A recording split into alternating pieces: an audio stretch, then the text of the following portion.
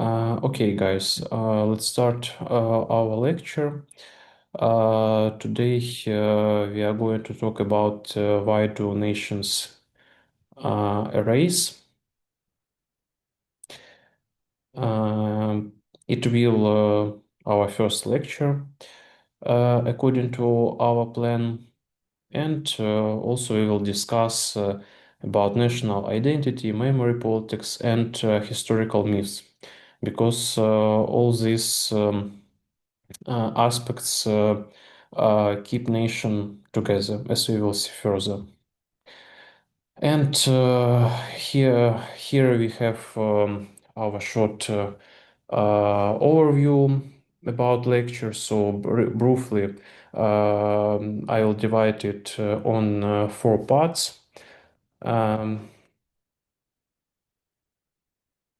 and before we start, I wanted to propose you think 1 2 minutes about a situation. So, image you are abroad, a stranger sits next to you. Within 5 minutes, you realize they speak your language, know your cultural references, and share your context. So, you have never met yet. You feel an immediate connection. This person is one of us. And in your opinion, why these feelings appeared in a person that never met other person, but this person talk in your language? Why does it happen? Why do you think?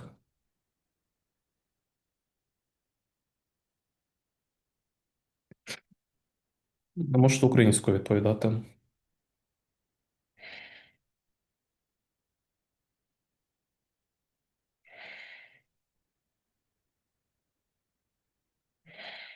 Тобто ви зустріли людину за кордоном, перший раз її бачите, вона говорить вашою мовою, у вас з'являється якийсь сентимент до неї. Чому так виникає? Мабуть, через те, що вона розмовляє з нами на одній і тій самій мові, Угу. вона Так. якось зближає. Це знаєте, коли кудись поїхав і чуєш, наприклад, українською, ти такий: о, наші повсюду. Угу. Да, тобто це таке почуття приналежності, or in English, feeling of belongings. So, we like human are social animals, and we always live in communities, and we define and divide communities by different aspects, and language is one of these aspects that define this or that communities. And it is also like question with answer. So, what make a person's part of nation? A shared blood, language, territory, or maybe culture. And you know that all these answers and all these aspects are correct, and all of them are incomplete too. Why you will see during our lecture. So um, for your understanding, nations have not always existed like um, natural conditions or mountains, rivers. All nations that we have now were constructed under different circumstances, with different circumstances.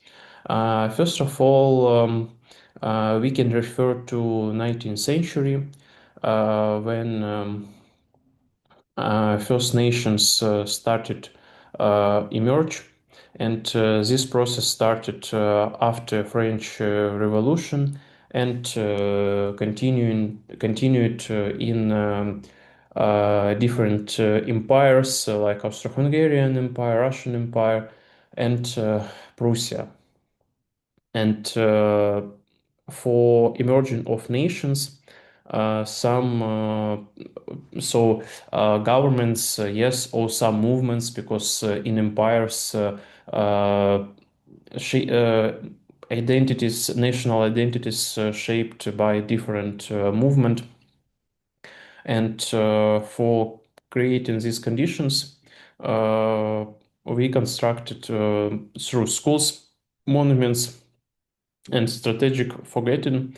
We will discuss about strategic forgetting during our practical class. And also we can see on different nations, like modern nations like France, Nigeria, or uh, even bigger nations like France and Nigeria, India, around 1 billion people, yes, in even more than 1 billion people. And they all live together. And for living together, we should have a strong image of ourselves and strong image of others. So you should understand when a person accept himself like a part of community, he always asks himself who is us and who is the other. And this explains more than economic statistics and so on, why we live together. So, and uh, mm, uh, all of us or some of us feels Ukrainian. And as we discussed, there are different aspects why we recognize ourselves like nations. So, is it blood, language, place of birth, passport, beliefs? And at the end of our lecture, we could give um, precise answer for this question. Okay, so uh, for understanding, it is theory blocks. For understanding, a nation couldn't be state like Belgium or Indian. Yes, because some of them contain multiple nations. Kurds, it is a nation that divided by three countries like Turkey, Iraq, and Iran also is nation, but they have no their own country. Also, for a long time, Ukrainian possessed their own country, but nevertheless, we were shaped like a nation. And there were philosopher like Milan Kundera. It is uh, uh, Czech philosopher who immigrated after 1968 um, events in Czechoslovakia, and he wrote an essays about Europe, and he described Ukrainians like a nation that 40 million nations that disappeared. But as you as you know, we are here, but we for a long period of time we hadn't our own nation. So it is our first mm, hypothesis that there is uh, mm, belongs to a state. It's not a guarantee for that nation could exist. It is a good evidence for that, but it is not an obligate circumstances for nations exist. And also not a race. Genetics disproves pure peoples aren't exist. Why? Because for the whole period of human history, we had migrations and we like in melted pot. So there is a different genetics characteristics in we can find different genetics characteristics in every person. So race that is also not 100 guarantees that nation could exist or you belong to some of them. And also not just language, because as we know, there are nations that don't have their own language, like Switzerland or like Austria, Serbs, Croats. We can partly say that they speak same language because that is not fully same language, but in some way we could recognize that like same language with different alphabet. Or Moldavian and Romanian. They also speak same language, but we can say that Moldavian nation exists. And all these proofs lead us to our main debate about two theories that exist in this way is primordialism and modernism. So what is exactly primordialism? First of all, this theorem is the oldest one. So it appeared in 18th, 19th century and is in some way its belief in a call of blood or national spirit passed down through generation. It is quite romantic, emotional, and underpins most nationalist movement. But also there is we have a critique. If nations are eternal, why did people historically identify as Catholics or subject rather than French or Ukrainian? Also, we should remember that for a long period of time, um, overall people don't recognize themselves like Ukrainian, French, Italian, and so on. Overall, they described themselves like I am Catholic, I am Orthodox, or I am Jewish. So the main uh, characteristics of identity was a religious characteristic, and that characteristic preserved until the end of 19th century when nations and national state emerged actively. During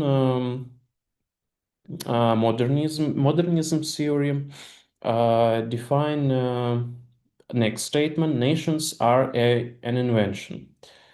And what exactly why nations appeared according to modernism theory? Uh, they recognize that nations invented last 200, 300 years, and it was driven by industrialization, print press, and bureaucracy. Uh, Industrialization, why? So after industrial revolution that happened in Great Britain at the end of 18th century, all over the Europe, first factories appeared. And what they did, these factories, they uh, accumulate a huge amount of people in one place. And all that people were from different villages, different towns, and so on. But on factory, you should speak same language and follow same cultural patterns. First of all, for safety, because industry production could be dangerous for a person if you don't respect the rules of exploitation, and so on.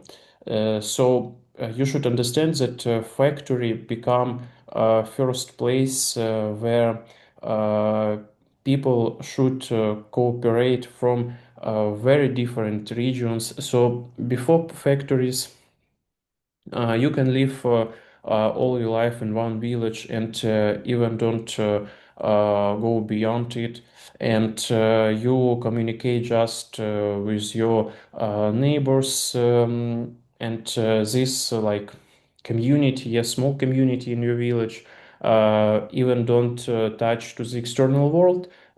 So you speak your local dialect, and you don't need to use some common language, yes, that combine more people together. So when factories appeared, it has changed because a huge amount of people, different cultural practices um, forced this melting, yes, melting of people in one nation. Also, with factories, first schools emerged, first state schools emerged. So for economical development, for economical domination, um country should mm, possess as much factories as it can. So for this acceleration, you should prepare uh, persons, yes, that can work on this factory. So for in that way, they founded schools where students learn to read, count, and also respect the rules. Yes, respect teacher and respect authority. That was the main purpose of school. Also, print press standardized dialects into one language. After invention of print press in 15th century, printing become cheap. But for becoming cheap, you should unify languages. So it is also accelerate development of one literature language. And with industrialization, profilation of books become second important point of nation creation, and also bureaucracy. So passports and so on also make some feeling of belongings for people, because you possess a passport, and in passport they write that you are Ukrainian, so maybe that is like, more evidences for belong to this or another nations. And according to Ernest Gellner, one of those who described this theory, he says that a factory doesn't care where you come from, but you need to be able to read instructions and understand your supervisor. So, as we discussed on previous slides, it is the main factory logic that you should follow, and when you follow it, you can gain money and so on. And education is tool, so this is why the state builds mass education. The nation is byproduct of industrial needs, not an ancient awakening. So, according to modernism theory, education is one of the main tool of nation creation because, as we said, you follow the same rules. You believe in same cultural patterns, and all that happens in school during your student life. And Eric Hobsbawm, another theoretic of uh, nation emerge, says that many ancient traditions were deliberately created in the 19th or 20th century. For example, our context, our example. Ukrainian traditional costume also was invented in 19th century. Before before 19th century, we don't have a common image of Ukrainian traditional dress, and that's why uh, it is we can really say that some group of enthusiasts who we can say our father founders, they have created a lot of stuffs like in our image, yes, because all that we have common, it is just in our brain, in our mind. So you should understand that common image of the dress appeared in 19th century, and Eric Hobsbawm says that another example, like Scottish kilts, it is a Victorian invention during Victorian epoch. Samurai rituals during Reconstructions period, state ceremonies, stage performances. So also even Christmas in the way like we celebrate it now also was invented in 19th, 20th century. Before that, it had another context and another meaning. So you should understand that all our traditions and so on that we have, that is also overall were invented in 19th, 20th century. And Ukrainian symbols, yes. For example, the anthem that was written in 1862, flag. We can say that modern from dates to the 20th century overall, and Trident revived as state emblem after 1991. Of course, we can say that Trident was found even was found during Kiev Rus, but you should understand that it's just symbol that has another characteristics for that period. Today it is a state emblem, and it has another type of characteristics. So it is modern invention of our time. Trident wasn't state emblem for 1,000 years. It is just an emblem for 35 years. Another theoretic, and I hope that you have read a chapter of image communities or will read it for our tomorrow class. So, nation is an image political community. You should understand that. Why Anderson calls communities imaged, because it means that member will never knows most of their fellows, yet in the mind of each lives the image of their communion.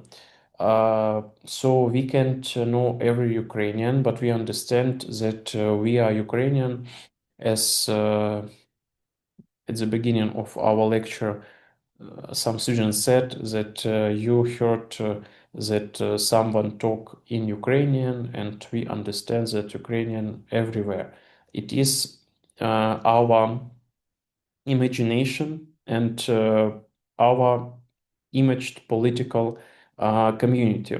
Also, Anderson says that it was facilitated by print capitalism. Uh, for newspaper appeared in 19th centuries, sorry, 18th centuries, and for vast majority of people, it become like a morning rituals. So that united a lot of people around some country, some states, some region, and so on. So you read uh, one morning news, and you united by this news and in these rituals. And okay, the role of print capitalism. It is about mass media and creation of our reality through this media. So now we live in the country, yes, that was part of different empires. Uh, the biggest one was the part of Russian Empire, and the smallest one, Halachina, was part of Austro-Hungarian Empire. But today, uh, person in Lviv, Kharkiv, or Kiev worry about the same national football team or read the same news headlines, and it is something imaged that combine all of us together. And of course, mass media played a huge role in creation of this image in our head. But today we have a problem due to social media development. Now we can say that uh, all nation live in one imagination, in one bubble, because our uh, communities become more fragmented, and it is actually a big problem because further and further we can't image ourselves like one community. Uh, in nowadays, that is also challenge, but not so big. But we don't know what will be further, because even films and series are we don't see same series and films, because we have a vast majority of choice, and some like to see Netflix, someone HBO, someone something else, some Korean series. So we don't have same field for same patterns, cultural patterns that also reproduces from series and movies like it was even 10 years ago. So TV actually combined people, united people around itself, but now we have a thread about that. And interesting quote by Ernest Renan, that a nation exists not because of blood or geography, but because we choose every day to live together.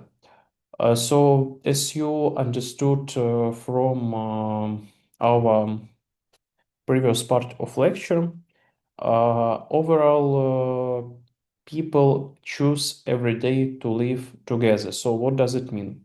It means that due to our common rituals and common cultural patterns that we gained through books, media, and so on, we imaged ourselves like one community that live together. And for living together, we choose it every day, actually. Uh, okay. Uh, Also, there are other theories about nations, why they live together, and so on.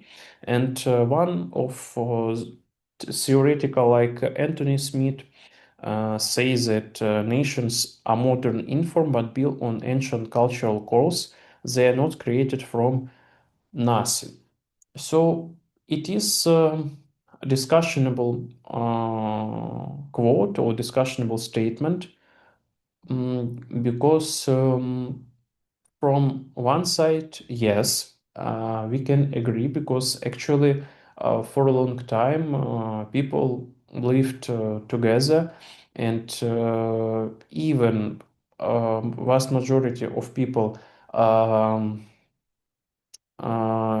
didn't go beyond their villages and so on, we can say that every person not communicate with another persons from other villages. So in some way, we can say that we know our neighbors, and we know our nearest neighbors in villages and so on. So we for some way, yes, also have trade routes, yes, common trade, common markets, and of course we know each other for thousands of years. But uh, it is a controversial statement uh,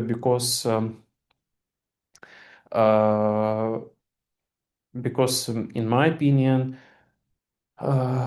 nations in their core have modern aspects of those that we call nation. Also, another statement of this theory as modern form old material. For example, we can say that France draws on Gaul or Frankish heritage. Ukraine draws on Cossack tradition and orthodoxy. The structure is new, but the bricks are old. Maybe, yes, I can partly agree with this statement. Why? Because as we can see on nations, we can see that all of them have some traditions. For Ukrainian, um, traditions, especially political traditions, defined by Cossack period and Byzantium period. It is traditions that shape our political nowadays. Uh, for example, for Poland, important period of their history was uh, period of Rich Pospolita, and also period of their emerging like Catholic nation. So Vatican has a huge impact on Poland, and this impact preserved from 10th century. It is one side of our nations and how we emerged like nations. Uh, so, guys, I propose 10 minutes break Я пропоную 10 хвилин перерви, тому що якось важкувато зараз говорити. Я тільки перехворів. А, і-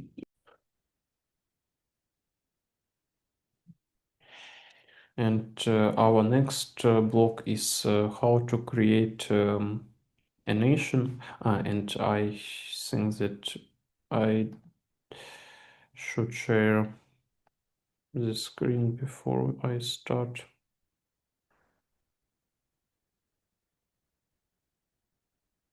Okay. So how to create a nation, and you can think what does it mean to create a nation? But as we discussed during our previous blog, one of the theories says that nation are product of imagination, and in 18th, 19th century, uh, they applied a lot of forces to invent nation and how it looks like. First of all, it is a map. Clear borders make the state visible. So when you see on the map your state of belongings, like most of all, it, it will Ukraine, and you divide yourself from other communities and feel belongings to Ukrainian communities. So you separate yourself from other. Museum uh, collects the shared past under one roof. That is also an invention of 19th century because when nations, when we can say even not nations, when first government emerged, uh, they raised a question about what is our past. So before 19th century and before nations, there were no necessity for the past. You just live in present. But in 19th century, everything changed, and every nation uh, should see their roots and to whom it belongs. And appeared first museums with collections and so on. Also, empires that exist, but they also shape identity of nation of citizens. They started to steal artifacts from ancient culture like Egyptian culture. So you know that Louvre has Louvre or museums in London possess huge collection of those that they stolen from another cultures, and in that way they try to trace their connection to something old, ancient, and so on. And also the school, it is another powerful tool for creating nations because in school we learn common history, we speak one language, and it is a tool, it is a really powerful tool that create nation. Also in Ukraine, school after 1991 played a huge role in modern Ukrainian nation because we read one literature, we use one books, and we use one school program, and it was crucial for uh, our present like nation. Uh, Also, language is not uh, easiest meaning for understanding. Why? Because language is a battlefield and political hegemony. So, as we mentioned in our first blog, before nation creation, we had a lot of dialects that every village speak. And Parisian dialect become French because Paris won. And language is often a question of which nation exists and where its boundaries lie. Uh, because in France there were huge amount of dialects and even image. Before the start of 20th century, just uh, 20% of French speak literal French. So Parisian version of French, and other 18% speak their own dialects. But also important aspects of nation creation is the army and military service. Why? Because during military service, you get uh, through discipline, yes, maybe through the dominance, you become, you get cultural rituals that they trying to give you. And Ukrainian context, from school, you remember uh, bands of Ukrainian language, and that's also sharp line of cultural and political debate, because due to ban, we have uh, wide use of Russian, and there is also some uh, contestation appear time to time on this field. Also, Michael Billig defined another interesting concept like banal nationalism. Uh, so we define ourselves, and he says that we define ourselves through daily small invisible signals like banknotes, heroes in your pocket. So every one of you use it and see national heroes on banknotes.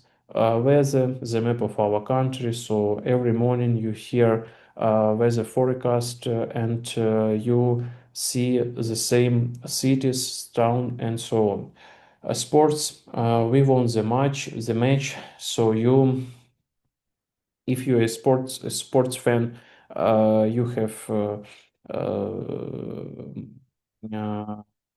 for your own favorite teams, and when they won, you say that we won the match, and all these small things shape our culture. Constructing us and them, it is a very famous theory, and it was also developed by Anderson and other theoretics of national studies. Identity is impossible without a boundary. We understand who we are only when we encounter them. For example, British formed versus Catholic France, Polish between Russia and Germany, Ukrainian relation to Russia, Poland, and the West. One of the one really strong thing that define ourselves like nation is understand first of all even not who we are but who are they, and build a nation on contestation. It was a really strong practice because in that way you united with uh, other people under the threat, and it is one of the most strongest feeling, anxiety threat. So yes, build nation on the antagony to them is also very widely used tool. And also poets, scholars play a huge role in building of identity. So you know that Taras Shevchenko, Ivan Franko, Lesya Ukrainka, they are from a different part of our country. Ivan Franko was born on Галичина, Lesya Ukrainka on Volhynia, Taras Shevchenko, central Ukraine, modern central Ukraine, but from people Ukrainian from Poltava, Kharkiv, Odessa, Lviv, Uzhhorod read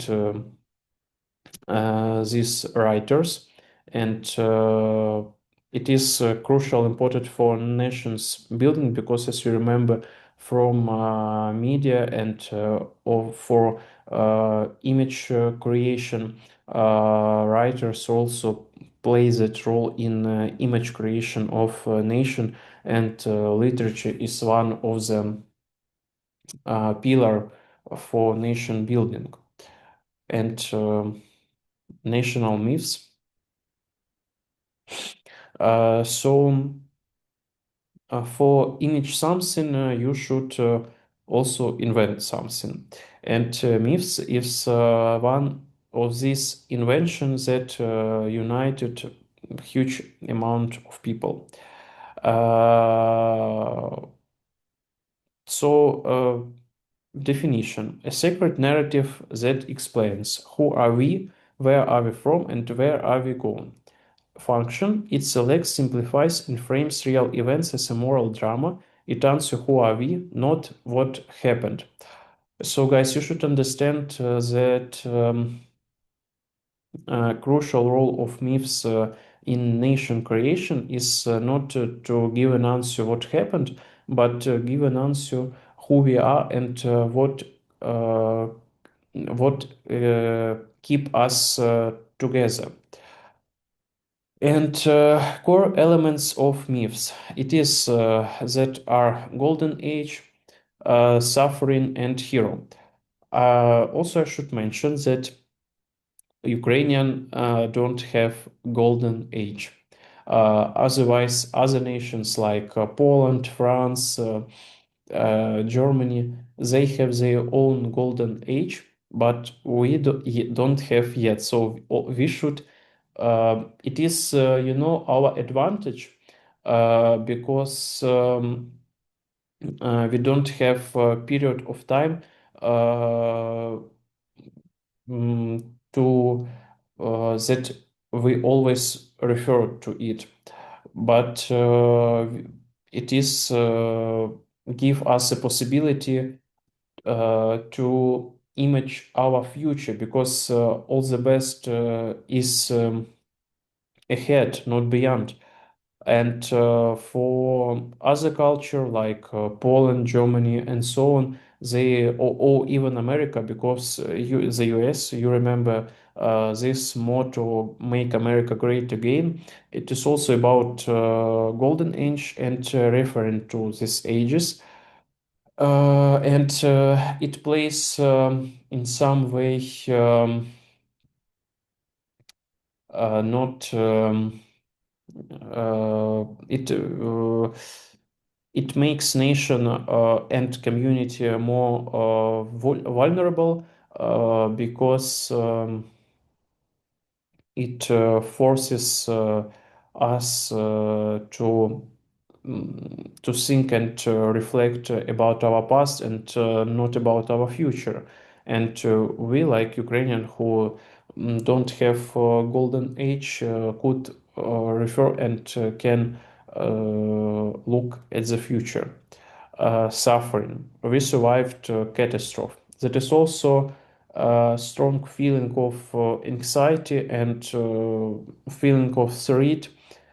Suffering is one of the crucial aspects of nation building because when you suffer a catastrophe, you automatically become part of community.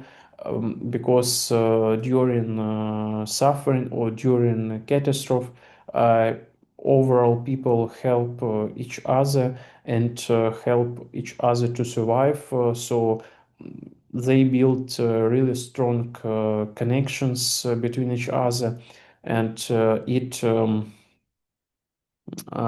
give you a feeling of belongings. Hero, also important part of myths construction. So you have the liberator, for example. Uh, in Ukraine, we have uh, partly image of heroes during war of nowadays. We also we construct yes heroes faster, but before the war we um, didn't have common heroes overally because in different part of Ukraine try to tell their story through local heroes, but this war changed this approach, and now we have a really big pantheon of heroes. Uh, Also, it is about myths and how we construct narratives, how we construct communication. For example, Kiev and Rus. So there are three nations that uh, claim belongings to Kiev and Rus. It's Ukraine, Russia, and Belarus. Ukrainian built their myths on defining the statement that the capital of Ukraine is Kiev. We are ancestors of Kievan Rus. Russian says that no, because the center from Kiev moved to Moscow after um, Mongolian conquest, and Belarus says that they have educational centers of Kiev and Rus on their territory, so they also claim the right to call themselves ancestors of Kiev and Rus. And you can see that one historical fact, but three different interpretation of this fact. And uh, why it's happened?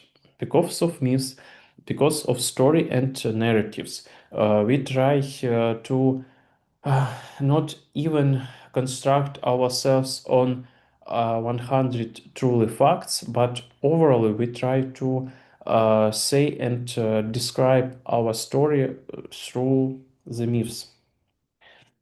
And memory politics, that is a really strong uh, aspect how to build common memory and common sense of belongings. And one of the theory is French theorist Pierre Nora and his theory Lieu de mémoire. According to Pierre Nora, there is physical places, monuments, and symbols where collective memory crystallize in some way of monuments, yes, and common place of burnings. The paradox. We build memorials precisely because living memory is disappearing. Archives and museums arise when the natural bond with the past is broken. So you should understand that we couldn't remember everything, and for and as more distance behind ourselves and the event, less and less we like nation remember. For remembering and for vivid these myths, we should build museums, memorials, and so on for make these myths alive. And how we can achieve it through the basic map of the past, the calendar. What do we celebrate today? May 8 or May 9? It's yes, we celebrate day of victory or day of memory. Toponymy, renaming streets is rewriting public space. It is also a strong tool to shape our identity. So it is really impact on us. Do we live on the in Lenin Street or in Shevchenko Street? And these small things shape our identity stronger as you can even image. Uh, Competing narratives. So sometimes narratives could contest between each other. And clear example is Ukrainian insurgent army or UPA. Uh, for Ukrainian and especially western part of Ukraine where this movement emerged, they are heroes. For Poland, they always mentioned Ukrainian insurgent army in the context of Volyn tragedy, and it's now one of the um, one of the problem of our contemporary relations. That is also about how historical facts could shape modern relation between nations. And in Soviet narratives, they were collaborators with Nazis, but it is actually not true. But this narrative's existence and it continued to be alive. Strategic forgetting. Forgetting is essential for us, and nation often must forget all grievance to live together. For example, French religious wars, US civil wars, because sometime in nation community could also appear some contests and so on. And the best way, maybe it's not the best way, but one of the possible way is forget these moments and live further. But in my opinion, the best way is to relive our trauma, but it is very long process and very complicated process that requires strong intellectual skills and so on. Also, how we can achieve all these myths buildings, it is through simple mottos like USA, nation of ideas, civic, not ethic. So that's also important mentioning that USA couldn't recognize themselves like ethnic nation because they built themselves around colonial, post-colonial history, and all of them, white population and black population of the US, are immigrants in some um, generations. Uh, Identity through guilt, it is a German approach because after World War II, uh, German feel guilty about what they did with Jewish people and other um, and other sad stories that connected Nazis with this period of time. and Ukraine nation in the making. So we should understand that we aren't formed yet, but we are in progress, and the war is one of these catalysts that accelerate this process.